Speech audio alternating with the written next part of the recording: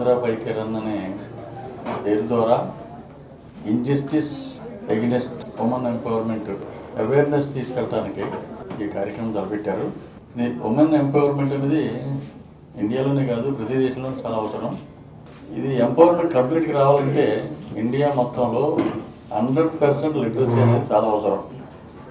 Women empowerment అనేది మాటల్లోనే ఉండిపోకూడదు, చేతల్లో రావాలి.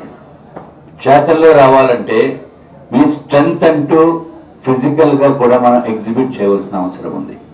ఇటువంటి 5K రన్, ఇటువంటి ప్రోగ్రామ్స్ కండక్ట్ చేస్తే స్కూల్స్ నుంచి వచ్చిన పిల్లలు కానీ పెద్దలు కానీ రన్ అంటే ఏదో పరిగెత్తవలసిన అవసరం లేదు, వాకింగ్ అది.